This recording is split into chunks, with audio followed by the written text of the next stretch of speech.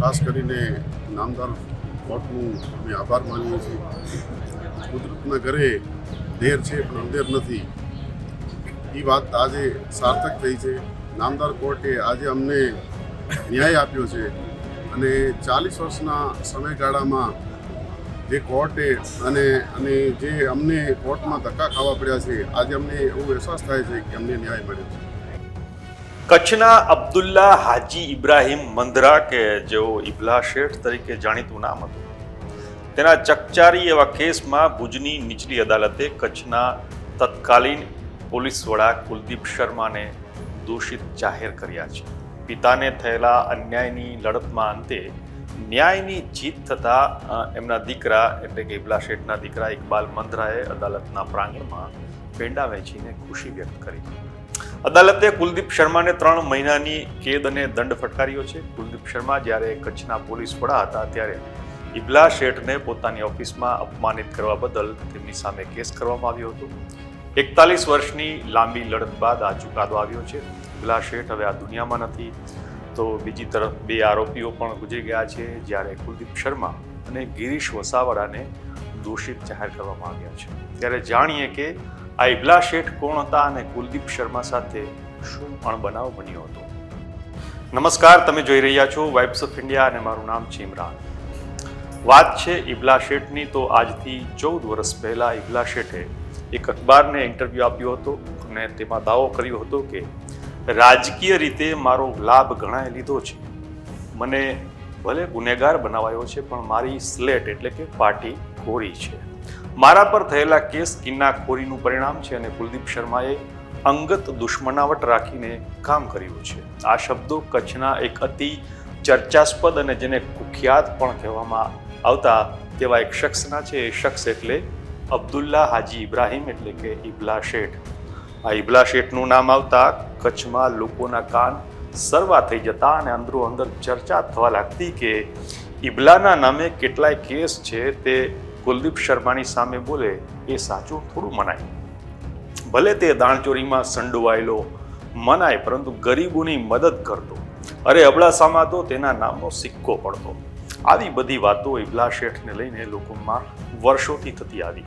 પહેલા સક્રિય રહેલા ઇબલા શેઠ લાંબા સમયથી રાજકારણથી દૂર થઈ ગયા હતા. ઇબલા શેઠ માટે સોના ચાંદીની દાણચોરીના આક્ષેપો જ નહીં પણ પોલીસ અને કસ્ટમના કેસ પણ દાખલ થયા હતા. હથિયારોની હેરાફેરી હોય કે સિમી સાથેનું કનેક્શન, એવા કારણો રહ્યા છે કે જેને લીધે પોલીસે અડધી રાતે ઇબલા શેઠના દરવાજા ખખડાવ્યા હતા. જોકે તેનો પોતાનો દાવો હતો કે જુગાર રમાડવા સિવાય એક પણ ગુનો તેણે કર્યો નથી. ખેતી કરીને મહેનત કરીને આગળ આવેલો માણસ છું. કચ્છમાં કોંગ્રેસને મેં જીતાડી, મારી તાકાત વધી, મારી લોકપ્રિયતા વધી. જે હરીફોને કૂંચવા લાગી એટલે કુલદીપ શર્માએ અંગત ખાર રાખીને મારી સાથે સતત ગુનેગાર જેવું વર્તન કર્યું હતું.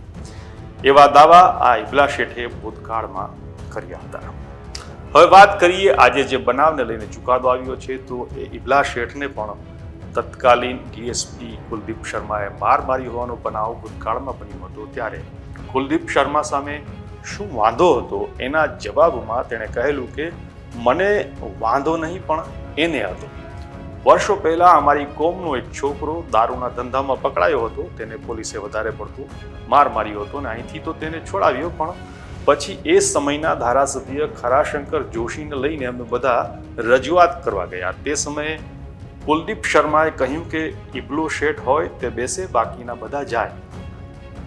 મને રોકીને કહે કે તુમ્હારી હિમ્મત कैसे हुई यहाँ आने की, तुम स्मगलर हो. બસ એટલું બોલીને મને તેની ચેમ્બરની બાજુના રૂમમાં હૂકમાં દોરડે લટકાવ્યો અને મોઢામાંથી લાળ પડી જાય તેટલો માર માર્યો. આખા શરીરે લોહી હતું.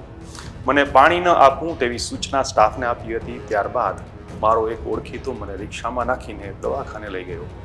ડોક્ટરે પણ સારવાર કરવાની ના પાડી. વાસ્તવમાં ઇબલા શેઠ કોણ હતા? આ સવાલ જ્યારે તેને પોતાને પૂછવામાં આવ્યો ત્યારે ઇબલા શેઠના પોતાના કહેવા પ્રમાણે તેનો જન્મ અબડાસાના કાળા તળાવ ગામે થયો હતો. ત્યાં તેમના પિતાની અનાજની દુકાન હતી. પોતે નાનપણથી દુકાને બેસતા. ગ્રાહકો આવતા એટલે કાં ઇબલા શેઠ એમ કહીને બોલાવતા. તેના નામ પરથી ઇબલો શેઠ નામ પડ્યું.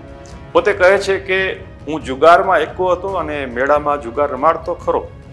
જ્યારે કોઈ માણસ જ્યારે કોઈ ગરીબ માણસ વધારે પૈસા જીતે ત્યારે તેને ઘરે મૂકવા માટે 2 માણસને તેની સાથે મોકલતો કે તેને કોઈ લૂંટી ન લે. જુગારમાં મારું નામ થયું તેની સાથે જ લોકોને પણ મેં મદદ કરવાનું શરૂ કર્યું, તેથી મારું વર્ચસ્વ વધ્યું. બાકી દાણ ચોરી મેં કરી નથી. દાણ ચોરીને લઈને ઇબલા શેઠે કરેલા ઇનકારને કસ્ટમ અને પોલીસ ખોટો પાડી ચૂક્યા છે. મીડિયા રિપોર્ટ મુજબ શેખરાણ પીરની દરગાહ પાસેથી જપ્ત થયેલા ચાંદીના જથ્થાવાળા કેસમાં ઇબલાનું નામ કસ્ટમના ચોપડે ચડ્યું હતું. તે 4 જિલ્લામાંથી તડીપાર પણ થયા હતા. ઇબલા શેઠ જ્યાં રહે છે તે અબડાસા અને કચ્છના બીજા જે વિસ્તારો છે ત્યાંના લોકો કહેતા કે એક સમયે કચ્છની સરહદ જાકબ બાવા, પ્રાગજી જાડેજા, જુવાનસિંહ અને ઇબલા શેઠ જેવા લોકોની પ્રવૃત્તિના કબજામાં હતી. ઇલેક્ટ્રોનિક આઇટમ અને સોના ચાંદીની ગેરકાયદે ઘોસાડવામાં આવતા અને એ સમયે આઈપીએસ અધિકારી કુલદીપ શર્માએ આ બધાનું નેટવર્ક તોડ્યું હતું. આને લઈને તમારું શું કહેવું છે અમને કોમેન્ટ કરીને જણાવજો. આપણે મળતા રહીશું વાઇબ્સ ઓફ ઇન્ડિયા પર.